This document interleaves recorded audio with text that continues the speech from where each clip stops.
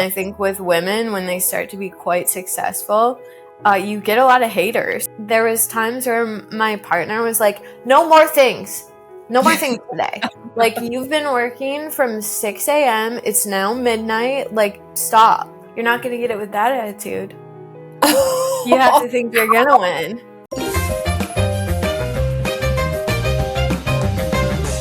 On this week's episode of Hello Moxie, I'm joined by 𝐼 𝐚𝐫𝐸, who's an amazing product marketer and has been for some leading SaaS companies and is such a leader. And we were having so much fun. I just hit record and we just started talking. And I think you're going to love this conversation. 𝐼 is so sharp and witty and has such, she's so direct and so honest and transparent. And that really comes through in this episode. And it was just such a joy to have her on the show and to have this conversation. I hope you enjoy listening to it as much as I enjoyed having it. I've had quite a struggle with being a workaholic. Oh, me too. You're preaching to the choir. We can totally talk about that. I think a lot of women, like, once they become parents, start having those issues. So maybe like people hearing you're not alone in not being able to do it all. Yes. Ooh. Yes, that is a juicy topic. It really, that one's really top of mind for me because I just got selected as a semifinalist for a TED Talk. And my topic is on workaholism and child and trauma, basically. Basically, there's research now that shows that like, it's your stress response. You're like, I'm going to just... It's a trauma response. I believe it. I have read at deep in the night about it too, about like your need to be productive is only really yourself standing in your way. Yeah, you're running from yourself. Yeah, totally. I'm like the poster child for that. So my family will laugh if they ever listen to any part of me talking about being a workaholic and being better. They would laugh. They'd be like, according to whom are you better? You took off 3 minutes and you went to the bathroom? That was not self-care. Oh, how funny. Yeah, it's a struggle. It's a real struggle. But I'm so excited to talk about it. I hope you get the TED Talk. I hope I do too, but it's this one is, I found out there were 600 people that applied for it. They picked 150 semifinalists and they're only choosing 16. So my odds are slim. My odds are very slim, but whatever. Now, this is what we would say in my household. You're not going to get it with that attitude. You have to think you're going to win. Ouch. And they would say, would a man say that? No, they would say they're going to win. You're so right, 𝐼. I'm glad we're recording this. Julie, change this podcast name to Would a Man Say That? Ooh, let's talk about that. Let's see. What are some common things that women say? And would a man say them? I can't. Or, I'm sorry. Yes. A lot of I'm sorry. How many times did a man say I'm sorry?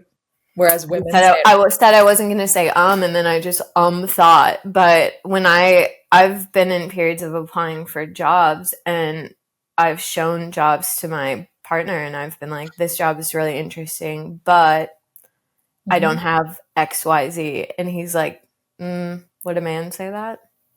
So true. Yep. Or like, I was working with my CFO and I was talking about like financing for Hello Moxie. And I was like, well, I'm not looking to be this massive unicorn company, right? Like, I'm just wanting to grow it to this, right? Like, so it's like you automatically just... Like you box that dream down a little too small. Yes. Like, why the freak couldn't it be a unicorn? Like, why do we as women just... Anyway. Do you feel like you diminished it because you felt like that would be more likely for them to say yes to financing? Exactly. Yes. That's exactly it. But then investors are risk takers. So they're like, oh, if you believe you can create a media company, then do it. Yeah. I think that's like the shift that, that I'm working on, like I'm trying to make, right? Like It's when you're looking to, finance your company, you have to see your business is the asset, right? Like that's it's not that you need to see that they need you more than you need them, basically. That's like the whole thing. But what other things do women say that men never say? Trying to think of, I know, I I've know. been on a lot. Well, actually, I worked at a market research company when I first started out my career, and it was an all-man company for quite some time before we started hiring women. And I remember that one day we were sitting in our conference room, and all the guys were debating something with, I think it was our like strategy planning for the year, and they were rudely fighting with each other. Like, no, you're wrong. And it in any other context, you would think that they all hated each other. And then immediately after, they were like, should we get Chinese food? And then we all left and went and walked through the Skyway, and that was it. And then once we had women join the company, when things like that would happen, afterwards they'd be like, do you want to go to the bathroom? Does he hate me? And it's like, no, he does not hate you. That just is what it is. Like, men somehow can open a drawer, deal with what's in the drawer, and close it. And girls open the drawers, and then they open so many that it's like, the dresser is on top of me. So true. And I feel like what I learned from them as being my first managers, my first leaders, was like, that just is what it is. It's just about the business. It's not about the person. It's just they said what they meant and they did what they said, and that was it. And I think that's a really important skill to learn as women, I will say, like, and especially as a leader, is it's not personal, and you got to like let it go and move on and not like dwell in it. And that sometimes you have, in order for the company, like for the best interest of the company and for the people on the team, you have to be willing to have really uncomfortable conversations and go at it sometimes. Like if you're just like, excuse my language, pussyfooting it around the issues and you're not really addressing them with radical candor, you're going to just set everybody back. So I think there's something that women can definitely learn from men in that regard. If my mentor Sophie watches this, she'll be proud, I hope, to hear me say that she has coached me for a lot of years, and she always reminds me on maybe every single call, they don't all need to like you. They need to respect you. And you're caring too much about if everybody likes you. Not everyone is going to like you, because a lot of the decisions you make are probably going to make a lot of people upset. And I think with women, when they start to be quite successful, you get a lot of haters. Oh my gosh, yes. So true. And that's fine, because they're not the people who go on vacation with you. They're not the people who eat dinner with you. Like, it just really doesn't matter. Yeah. I think that's important too. Like I've worked for companies before where they would always talk about we're family here, and that is so dangerous because it is. By nature, when you're going I don't fire my family. I've never laid them off. Yes, it's not family. Like this is like it's a transactional like relationship, I mean, obviously you care about the people that you work with, but your job is to like get shit done and do, get the job done. So it's like a completely different thing. When I'm with my family, I'm not like paying them to like take out the garbage. I am paying them to take out the garbage, but I would probably not give them a performance review. I'm just like happy it's done. Except for like my partner would probably be like, you actually do give performance reviews. Funny. I will tell you, like, it's funny when I talk to my husband about this too. Like sometimes I'll go to him and be like, yeah, I had this thing happen at work and I'm just not sure, like, what should I do? And he's like, it's no big deal. Just move on. Like literally, he's like, you're worrying about this way too much. It's really not that deep. It's totally fine. Like, he's just like, let it go. Have you ever listened to Cardi B on a podcast? No. Cardi B has an album that's called Am I the Drama? And I think she goes on Call Her Daddy and has a pretty good... Ooh, it's kind of a crass episode, But I like the confidence that she has, and she's like so self-aware, and she's like, I'm the drama. It's really me. Like sometimes it just follows me, sometimes I create it. And I think sometimes that's what happens for like women at work. It's like, am I the drama?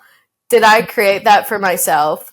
And if you cannot do that, then I think you'll be a lot more successful. Ooh, that takes a lot of self-awareness. What do you think as women we need to do to get that self-awareness and clue into it and recognize when you're the drama? What needs to change? I think you have to have a good support group outside of work. So I don't think that you're people to commiserate with or talk to about hard things necessarily should be the same people that you actually work with. So Michelle Obama talks about a lot about having a kitchen table, and I've always thought that was a really good metaphor for it, that having this group of people that you can have a bad day with or talk about whatever was the drama. Having those people around you is good. You can get it out, and then you don't have to bring it with you to work. I think that's probably the best for me. Is like having a support system, doing therapy. It's helpful. I also think having purpose outside of your work is helpful, so that that thing won't feel so big if you have a lot of other things going on. That's why I love moms at work. Moms are like, I don't have time for this shit. I have to get done with this and get on to the next thing. And I think like, yes, hire moms. So true. What do you think about like finding purpose outside of work? So, I mean, like total moment of truth here. I am like a totally recovering workaholic. Like I come from a very long line of successful entrepreneurs men, very type A, narcissistic men who built very successful businesses. So from a very young age, it was like wired in me to hustle. And after like a series of unfortunate events, I'll say, I kind of like came to this realization of the fact that I was just like running from myself, and that all of the stuff that I was working on wasn't even really what I really wanted. And it was a really painful, very, very painful experience to like recognize that and grieve it almost. But I don't even remember what my question was. Shit. About purpose. Purpose. Yes. Okay. So because of that, I struggled with really finding my purpose for so long, because I was just like basically running from it. Like, what do you think women need to do to really tap into what their inner voice and what they're really craving, what their body, what they really want to be doing in their purpose? What has helped you? So I can tell you, I guess, as a story, there is a company I've always wanted to work for. It was my dream. I found a piece of paper that I had written it down as my goals to work at, and I got a job there later on in life. And it was my dream to be there. And I felt that while I was there, I wasn't as successful as I always had hoped to be. And when I left that job, I felt like my time now that I spend as like micro retirement or a reflection period has to be to figure out what went wrong. And what went wrong for me in that was that I didn't have purpose outside of work. It was like I was trying to find purpose in work, and I've defined my whole identity as this career. And it feels crazy to say that because I'm also a mom, but I always was like the career was first. And I stopped volunteering, and I stopped going on walks, and I feel like I stopped drinking water. I was just only doing that. And I think when you try to find so much purpose in that thing and anything small goes wrong in it, it can feel way bigger than it needs to be. And so finding purpose outside of work could be just making sure you go to brunch with your neighbors. It could be, for me, I always did something called free arts, where you like volunteer and teach kids art while their parents that are homeless do life skills, which to me was amazing. It was incredible as an organization. And I didn't continue doing it when I moved to San Diego because I felt like I should learn Spanish before I do it. I don't know why that was a barrier for me. I felt like that I needed to learn Spanish. And so I stopped doing the thing that I did for volunteer work. And I think taking a couple of months off of work and thinking about all of what possibly went wrong, it's because I lost having purpose outside of the job. So I think to anybody who's sort of struggling with that and workaholic and feeling like they're not enough, find purpose outside of maybe the job.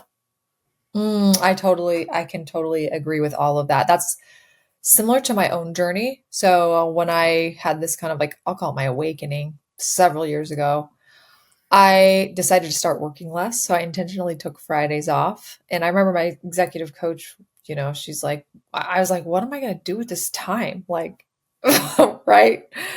And she's like, why don't you just get curious about what's lighting you up and just follow the breadcrumbs essentially.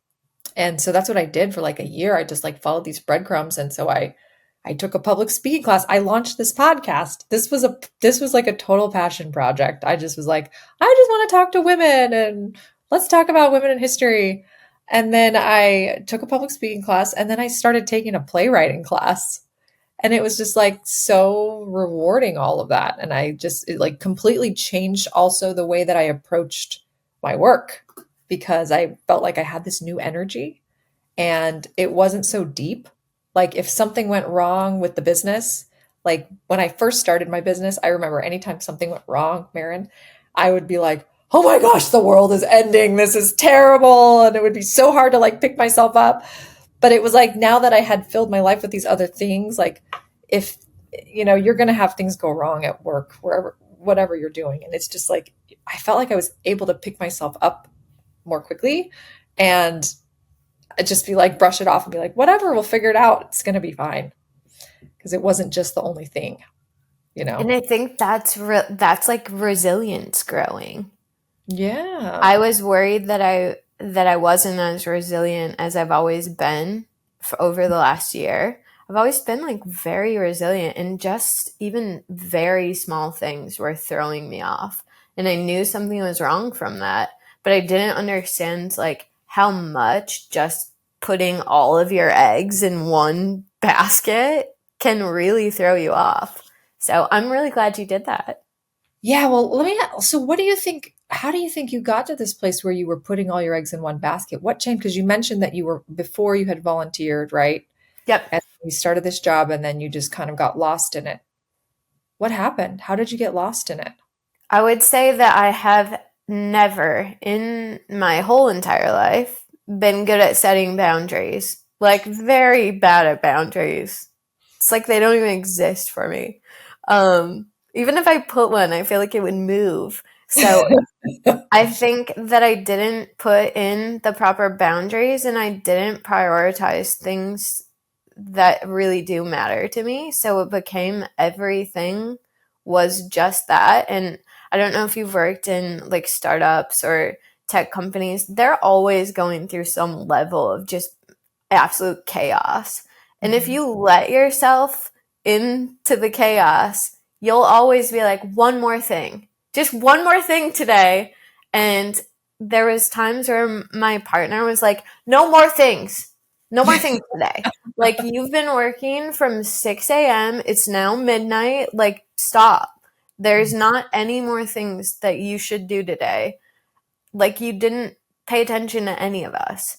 And then, you just go to sleep with guilt and wake up the next day. But when you're the leader of the team, you wake up the next day and you put a smile on your face and you do it again. But you can only do it so many days before you're like, oh no. Totally. And so that I think you have to take a break, and sometimes you can take a break while you're still working at the company, and sometimes you have to leave the company. Yeah, I think you're right on. Our bodies aren't wired to move like that. I just think like, and the pace of change is moving so fast and it continues to accelerate. And I don't know, I just think there has to be a better way. I know capitalism is all built on like this speed myth, in my opinion, that like if you don't move quickly, you're going to die. And I'm sure there's some truth to that, obviously, but like research actually shows the quite the opposite, that like when you actually make time to daydream and take naps, your brain shifts into this default mode network, which is where creativity happens. And so I find it like this really great paradox that like all these startups are like innovating and creating these new products, but they're doing it at the speed of light, when like imagine how much more innovative it could be if everyone just took a chill pill and slowed down a little bit and made time to sit outside and just like do nothing. I think it's why touch grass is trending. You know, what people saying, like, go touch grass is trending. But you also see the scars in tech.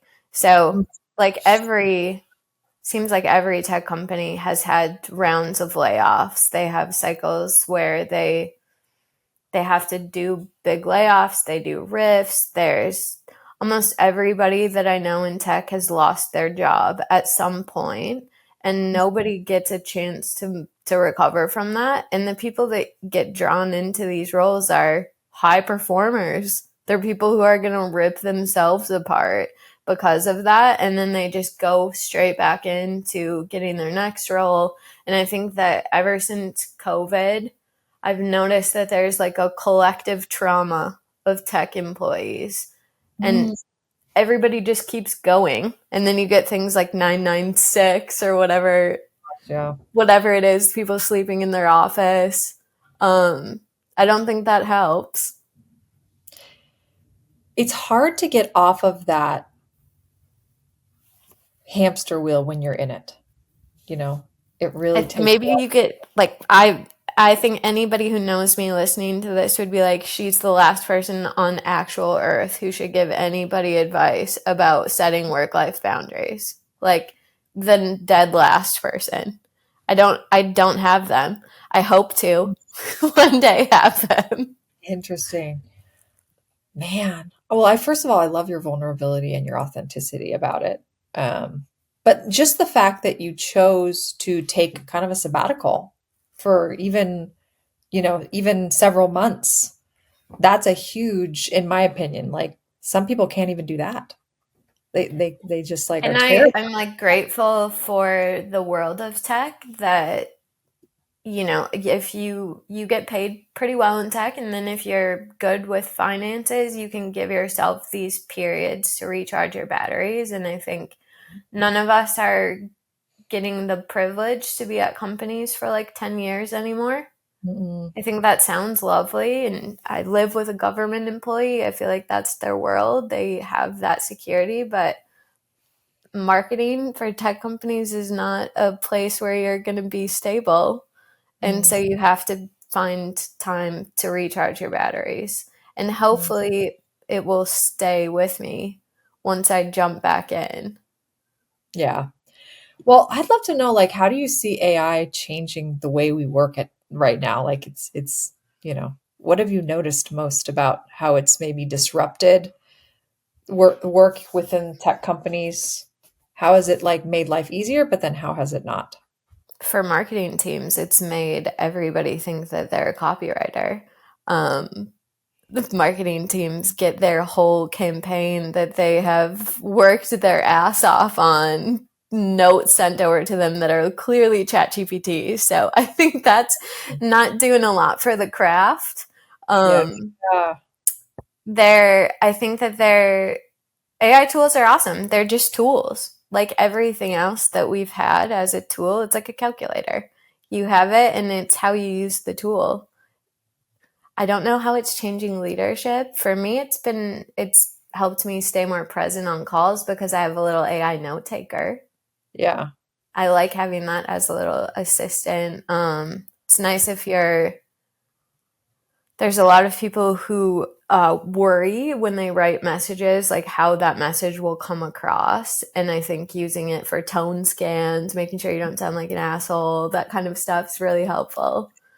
And then I don't know if you've played with Lovable, but Lovable it can go from having an idea in your head to making a functioning prototype for anyone who doesn't code. I think that like ability to get something out of your head and actually real and explain what you want it's like mind blowing.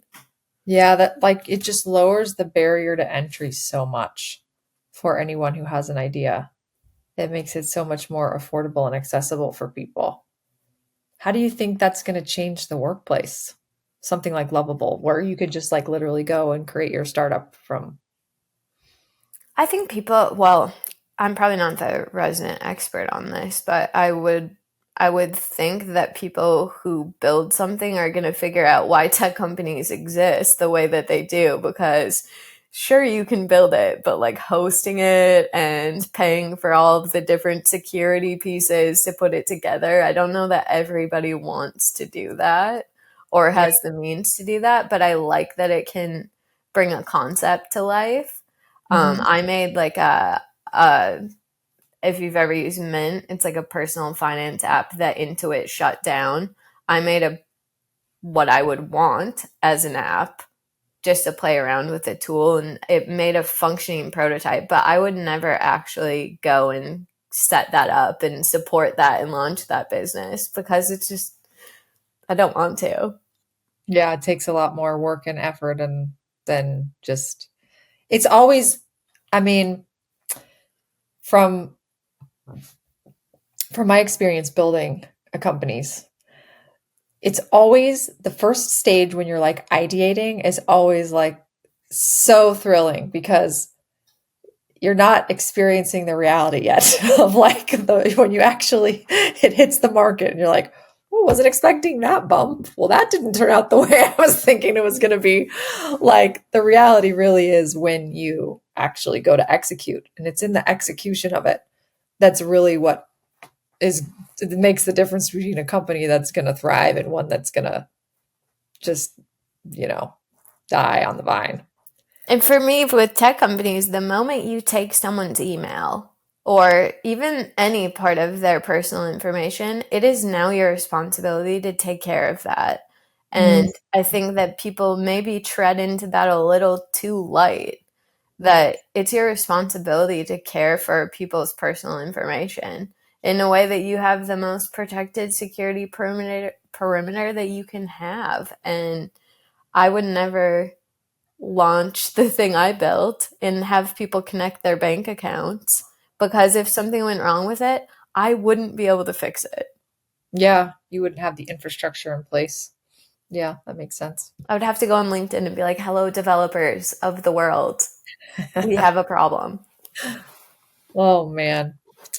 Well, like what I'd love to know a little bit more. You talked a little bit about finding purpose outside of work, and it makes me think about like community and how this AI and just like COVID has kind of like I feel like we're in the middle of a loneliness epidemic across the board because people are so isolated. More people are working remotely. People don't leave their house.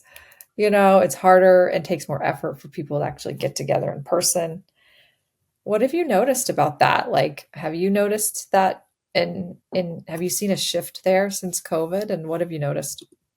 Yep, I have been watching I had told you one of the last times that we spoke that I have been watching Man Loneliness for Mm, years. I went to this South by Southwest session by I think his name was Billy Baker.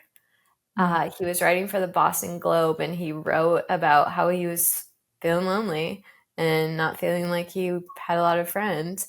And mm, he had an overwhelming response of people who wrote him letters and just men who are also feeling the same. And I think that COVID came about, everybody had to be isolated in their house. They started working remote and then they started getting meal delivery services and you get Amazon and you never have to leave your house. And now you have AI tools that you can talk to and they talk back to you. And I think none of that is a good recipe for mental health. So I have seen people seeming lonely. I used to always go to in person events, and people definitely talk about it more. They mm. That's good. say they feel like they're awkward socially now as an icebreaker. And so I think people are aware of it. I think from a marketing standpoint, it will make community more important than ever. but maybe not huge communities online. It might be more local events and just getting smaller groups of people together. So yeah, that was kind of the meandering answer to it. I think that loneliness is a terrible thing that's going on, and I think where I get most concerned about it is actually with older people. Interesting. Tell me more. Like aging parents become very isolated. They're looking at their phones all the time. They're potentially comparing themselves to other people, and they realize they're just sitting alone. And I think that they don't have as many services as maybe other age groups do. So like I was looking for something for my dad to see if there's something like Tinder for getting into a social group. Like how do you find a social group or a social interest group when you're in your 70s? Yeah. They're pretty much just through government services that have the worst user interface. And Mhm. it's a call to somebody who's overstaffed and or understaffed. And yeah, I think that people are living longer than they ever have, and their spouses die and their friends die, and they figure out that they're alone. And I don't know how to help that, but I think if I ever go into volunteering for that segment, I would help try to match people together. Mm. It's such an interesting thing because, like, so much of I think so many people are talking about the younger generations being lonely. And so I think that's such a great and important perspective that you have. And it's different than what we normally hear, but also very, very important. Young people are so resilient. I think like they're so resilient. They're going to figure out how to live just like all of us did with all of the things that we have. But older people are their bodies are starting to get older, their minds are maybe forgetting what they were saying, and technology is moving fast and feels scary. And I think that for them to put themselves out there and find somebody who wants to go on a walk with them is going to be a lot harder than it is for maybe like a 5-year-old to go outside and be like, I don't want to be on an iPad anymore. I want to Yeah. go play Pokemon in the street. Yeah, I think you're right. I mean, there needs to be like avenues for them to find purpose, right? Like we were talking about earlier, Yeah. outside of work, but for them, like, how can they give back, right? Maybe through mentorship opportunities or finding some sort of hobbies that they like to do or something like that. Yeah, creating more opportunities for that, I think is going to be so helpful. A lot of the women that I've talked to that are like retiring or retirement age are like craving the chance to actually find a way to give back. Like, how can I help the younger generation rise up? And they're looking for those opportunities, but they don't really know where to find them, or it's not easy to find them. So, This is the birth of a matchmaking app. yes, Marin, if anyone can do it, it's you. You just need to go on Lovable and then bring all of your, bring all of your tech wizards to bear and start your own startup. I think I see it in your future. Something with the name Silver in it. I love it. I love it. Was it really hard for you when you like all your years in tech? Like, was it hard for you to find your voice in these places when you first started out? Did it come with time, or was it natural for you from the beginning? Um, I think it was sort of natural for me from the beginning. I actually had people in my family who were like, you can't go into that room and tell these guys how to run their business. And I was like, why not? They asked me a question. And I think as I got older, I maybe had more doubt creep in because the older you get, the more that you realize that you don't know everything. You know so little, and you might have more doubt come in later on. But yeah, when I was like early career, I was like, let's just do it. Wow. Did you ever get burned? Oh Like, yeah. get burned for speaking up? Um, no, I don't think so. I think it has been quite rewarding to speak up. But Yeah. I think that as you get older, it's the more quiet that you are Interesting. that helps. Tell me more. I think if you're sort of quiet and you say you're doing an offsite, if you're quiet and you sort of just study the dynamics of what's going on and you really listen to what people are saying, I think that whatever you're trying to get across will be better received because you actually have understood the real problem in the room. And I think when you're sort of younger, you're protected by just inexperience, and so you may be louder, but unless you have phenomenal intuition, you probably are getting a lot of eye rolls that you just don't see.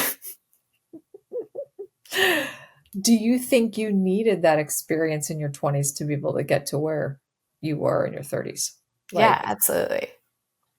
I had great mentors too. I think like you can't stress enough having great mentors.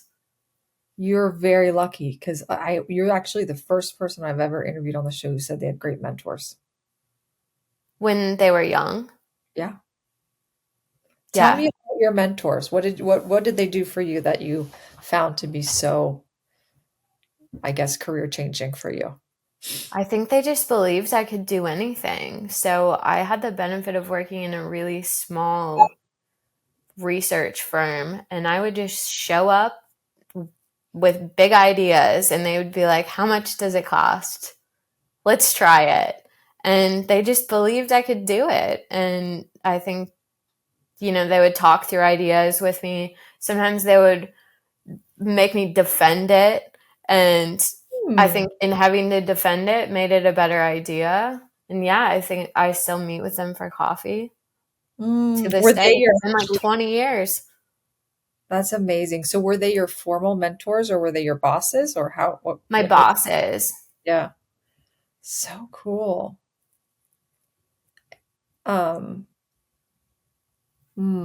Yeah, most people that I've talked to have not had great experiences. I had this conversation with a woman who was in her 50s, and I was like talking to her to see if she wanted to come on the podcast, and I thought she'd be a great mentor for Hello Moxie. And so I was like, "Oh, you'd be fantastic. We'd love to have you join the program." And she said, "Yeah." And then she got real quiet and she's like, Nicole, I've never had a mentor. I'm like, at this stage of my career, I'd really like to have a mentor. And I was just I think sometimes you don't know that's what people are. We never named it. We were never like, hey, you're my mentor. It was just like, hey, I can show up in your office and I can have this idea and you'll tell me if it's stupid.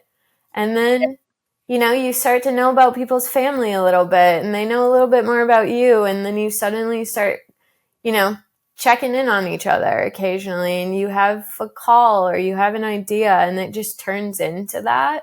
I don't think it necessarily has to be this like formal establishment. And I think having like an older man as my first mentor was really interesting because he had already been through like so much that he was like, I don't give a shit. And I sort of took on his, like, I don't give a shit either then. That's cool. Yeah, I think you're absolutely. He finds a mentor. I bet she actually has had some. It maybe was just not formal. Yeah. But you hit the nail on the head that like there's a lot of different types of mentoring relationships, and not all of them are going to be formal. Some of them you may have at work, some of them you have outside of work. And you're right, they are never named as mentor. Like there's people that have mentored me that it wasn't like I said, "Hi, will you be my mentor?" It was just, I've learned from them indirectly in different various ways. And there's also peer mentoring. Like I feel like this conversation with you, for example, is mentoring me in a lot of ways. Same. So it's really kind of fun to like think about how peer mentoring can be a really valuable way for people to grow in their careers too. It doesn't always have to be like top down type of situation. But very interesting. One thing that's cool in tech companies that they do is like this randomly assigned coffees with each other. And it's I think it's part of Slack that you can just have random coffees with people and it just picks people in the company for you to do it with. And you show up for like 15 or 20 minutes. And I think that's a really good way for people to find mentors. is get outside of your bubble and like Yeah, actually totally. take those coffee chats. And I never did, right? Like I'm saying to do it and I never did it. I was like, I'm too busy getting through my checklist. But like, I think truly take them. If I could go back, I would say have coffee with as many people as will have coffee with you. I think that's just the gift of experience though, Marin, is like for you to be able to look back with the perspective that you have, with the experience that you have, to say like, I didn't do this and I wish I would have. There's value in that for people. Even if you didn't maybe make that choice, it's still important to hear your perspective because, you have the gift of hindsight, which someone who's 22 doesn't have, but you do. So I think there's a lot of value for you to share that, even if maybe you didn't do it yourself, the same kind of a thing. I am really worried for the next generation of I guess kids entering in the workforce, because a lot of the experiences that I had and confidence that I got was actually from being in the office and being able to just show up in someone's office and ask them a question in a way that I think that they aren't able to do now, because you can't really just tap someone on the shoulder. Everything's so scheduled. And so I am worried about that. I see a lot of companies that are returning to like hybrid work. I don't know that that's the solution. Like there's lots of literature on these that other people can comment on, but there's got to be a way that maybe community could fill that gap for people, and like getting back to these local community groups. I think that people can find that maybe in a different way than we all used to. Yeah. You just got to leave your house. You got to put on real pants and you have to leave your house. You have to show up for yourself. Look up from your phone and say and go somewhere. Yes, and I will say, like, the truth is, of course, it's easier to just stay home and keep your jogger pants on and not go to the event and have to show up and have conversations with people you don't know. It's uncomfortable to do those kinds of Move to things. San Diego. You can wear the jogger pants in public. It's all people wear as clothing, and you can go. And when you're ready to leave, just do an Irish goodbye. You don't have to have a formal exit. Like if you feel uncomfortable and it wasn't your vibe, just go home then. That's funny. Irish goodbye. I don't know that term. It's like you don't say goodbye to anyone. It's the absolute opposite of a Minnesota goodbye. So a Minnesota goodbye is like you essentially start saying goodbye to everybody while you just got there. And by the end, you'll hopefully have spoken to everybody. An Irish goodbye is you just leave. That's so funny. I have a friend who's Irish, and he recently told me, he's like, Nicole, whenever we say goodbye, you just get off so quickly. He's like, when we talk together, I want you, like, we need a proper goodbye. He was Irish. It was so funny. And so he does not have an Irish goodbye. He does not have an Irish goodbye. I think that's what it's called. Now I'm going to look it up after this. Now I'm nervous. No, I think you're right, because he teased me. He's like, I don't do Irish goodbyes. He's like, we need to like properly say. So now every time I say goodbye to him, it's like, goodbye, see you later, have a great day. So funny. In Minnesota, we'll be like, goodbye. Oh, how was your mom? And then it's like 45 minutes later. Yeah. The sun could be coming up and you're still saying goodbye. Yeah. I just think like once you actually get to the event though, don't you find like it's actually great for the most part? I mean, sometimes I don't know that I can comment for everybody because I've always been quite extroverted. I have surrounded myself for some reason. I have a collection of introverts. So basically my whole crew around me is introverts. And when I say like, hey, I'm going to go out to this random community event, they're like, I would rather rip my fingernails off. Like you voluntarily go to these things. And so I can't say that for everyone, but I think that for me, of course, I like sit in the parking lot and I'm like, I could maybe not go in here. Yeah. And then when I go in, I usually am fine, but I think it's easier if maybe you go with a friend or you know someone who's going and or make a friend there and next time see if they're going to go too. Yeah. I think that's you only need one friend. You don't need a huge amount of friends. You just need one. It's so true. And that friend is like, it's really like built-in confidence for you to just be able to feel like you're not alone, even when you're in those spaces. I mean, I'm a massive extrovert. I think I'm the weirdest extrovert there is in that, like, I love talking to people, but I also crave being alone. And I find sometimes that even I struggle with going to networking events at first. I'll go to them, but it's like, oh man, this is going to be hard. But then I get there and it's great. It always I turns. took that strengths. Is it Strength Finders? No, Oh it's not Strength yeah, Finders. No, I yeah, took one of the tests to see Myers-Briggs yeah. Okay. to see if I had become less extroverted after COVID, and I did, because I felt like after COVID, I don't know if it's just because I had a baby also during that time, or the pandemic and working from home, but I became more introverted. So now when I go to like a company offsite, I used to be like, every second of being here is in-person time. This is great. We're team building. And now I find myself going to my hotel room like, you've got this. You can do this. Like, you can go to dinner and eat food. They flew you here. But I'd never had that before. Interesting. That's an interesting observation. I'm trying to think for myself if I know. I need to actually reflect on that, Maren. That's a really good thing for me to think about. See, so my career, I've pretty much worked remotely mostly my whole career. My second job out of college was in 2005, and they let me work hybrid. At that time, that was unheard of. So I only had to go into the office 3 times a week. And then I had my first child in like she's 15 now. And after that, I just worked remotely. I've worked remotely ever since then. Do you go to co-working, or do you go to community things, or do you ever like finish your week and feel like, oh man, I didn't really speak to real humans in person? No, so I have things that I do, like you mentioned, purpose of things that you do outside of work. And like I go to improv classes with friends of mine once a week. We meet in the evenings, Awesome. and it's super fun. Sometimes it's exhausting because after a long day, but for the most part, it's really fun and like a total stress reliever. And I totally can vouch for how important it is to do those kinds of things, because I didn't always, like I told you, I was like a recovering workaholic. So before, I would just be working all the time in my.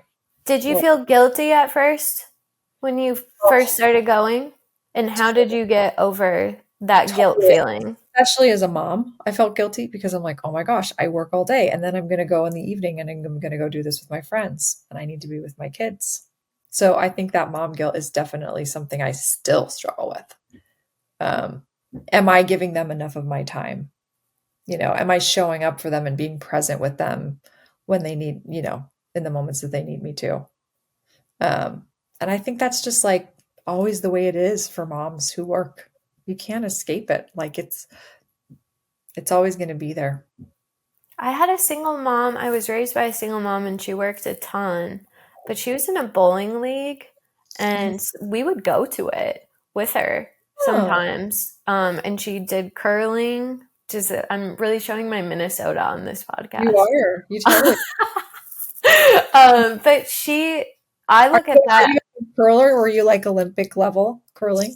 No, I am a person who likes to sleep in places. So I'm sure I slept there, probably slept in a bowling alley. I'm just sleepy. You're sleeping now. I'm not even awake. Yeah, I was always tired after school. My son is just like me. He's tired. But I look at it like she kept social aspects, and I think that's incredible. And she would bring us to volunteer for things, and I think she always thought she wasn't doing a good enough job, and she was. And I look at it and I'm like, man, if you could do it and you didn't even have a person helping you in the house, like I can definitely go to a pottery class for 30 minutes and the house won't burn down. Yeah. And I won't have to pay for therapy for the child. Like, I think they're going to be happy if you're happy. Yeah, I completely agree with that. I was talking with my youngest, she's 10, And the other day we were talking about it, and she's always like, I want to stay a kid forever. She doesn't want to grow up. And she tells me this, Mom, I don't want to grow up, which I love. I'm like, I don't want you to grow up either. Just stay this adorable little, like, enthusiastic 10-year-old who just loves, like, she's just full of life. So much joie de vivre.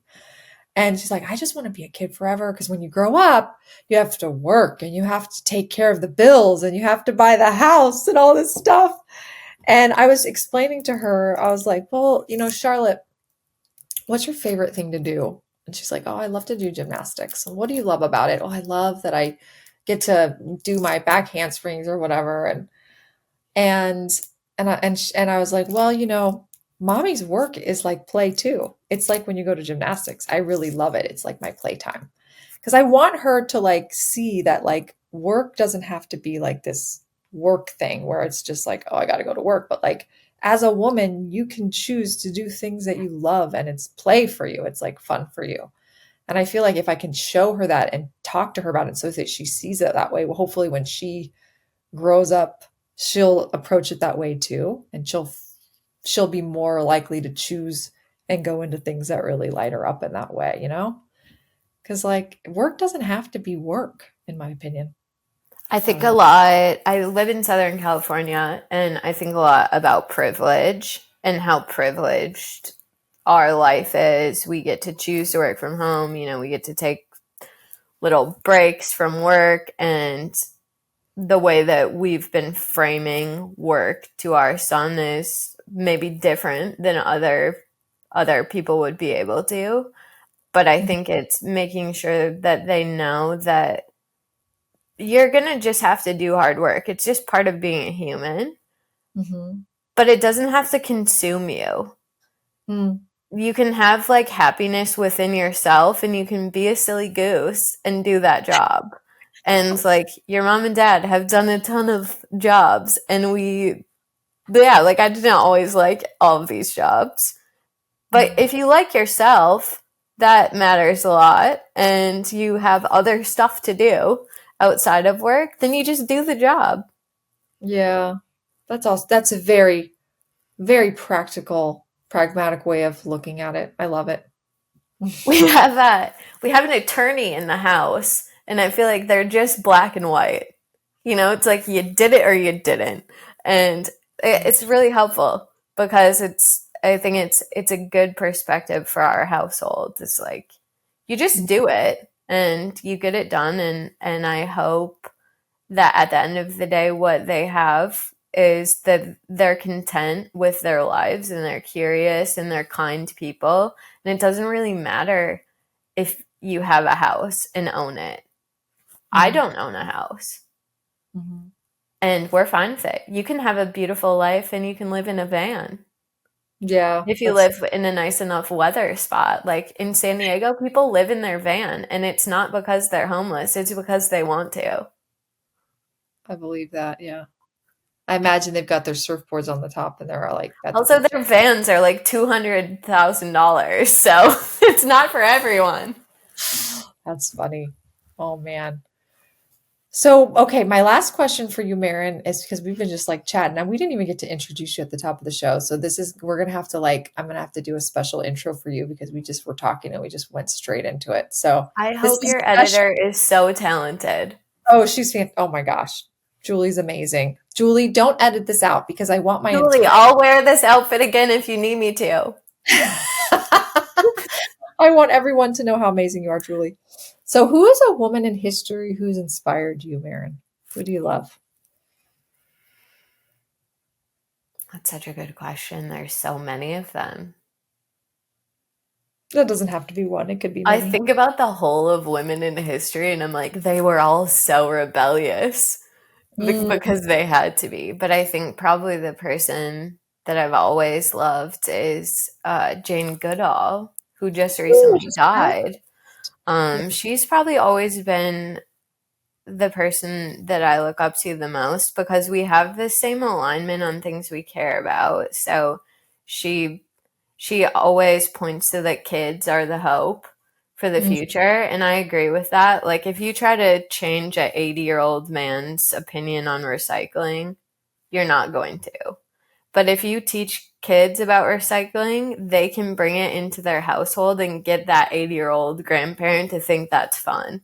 They are the hope. And I think that she lived her life in a way that she believed her whole purpose was to keep hope alive. And she says, like, when hope dies, all you have is apathy. And I think right now in the world, we need hope to stay alive. So yeah, I definitely look up to her. And I love when she gets interviewed, she always stays on basically the same points that she always says. She gets that across. And if somebody asks her a question and she doesn't want to answer it, or she doesn't know the answer, she just shuts it down. And she just moves on to the next. She's like, I don't know. That's not really a thing that I've thought about before. But I do know this. And I love it because she just is like so gentle, but a large force. Yeah, she knows herself. Well, that sounds very similar to you, Maren, from the experience I've had with you. Well, I definitely could not go sit in Tanzania and just document animals. I would be having a mental health crisis, I think. But like that's that candor I think you have for sure. That candor she has. You definitely. I would go sit with Jane Goodall in the forest if she wanted me to. Oh, maybe. Yeah. Well, I was just going to say you can go sit with her. One day we'll unite together. Yes. I don't want to sit with her right now. Yeah, I know. I was like, oh, Nicole. Anyway, well, it's been a delight to have you on the show. So I'd love for you to tell our listeners who you are and a little bit about you so we can make sure tell our listeners about Maren. I don't know how to introduce myself. I'm Maren Conradi. I live in San Diego. I have a 15-year career in tech and I'm a mom. I love it. That's beautiful. You're like, how do people introduce themselves? I feel like they always just say where they work. Maren, I love this authenticity of yours because it's actually challenging a little bit about the whole intro thing. They do. They come on and they say, I'm the owner of this company or I work at this company.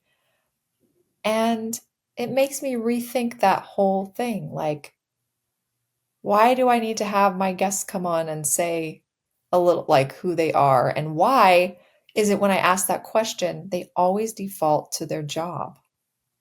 Like, I guess if I was introducing myself, I would say, hi, I'm Maren. I'm the youngest in my family. So the biggest pain in the ass. See, I love that. Why don't people come on and say like, hi, I'm Nicole and I love to bake pies. And, my favorite thing to watch on Netflix right now is Great British Bake Off. Like, it's so funny how we always default to like I think our worth is too tied up in our work. And if there's a different script to intro yourself, maybe we can all start adopting it. Yeah. Well, I think you're starting it off right now. I love this non-status quo intro to the podcast, Maren. I just love it. What do I say? I'm Maren. Like, it's beautiful. Yeah. Nice Very cool. You all. Maren, it's been a joy to have you on the show. I love it. Thank you so much. It was so fun. This is my first podcast. I was incredibly anxious, so I'm glad I didn't get hives. You crushed it, girl. Julie, please help us with editing. I will redo this if you need me to.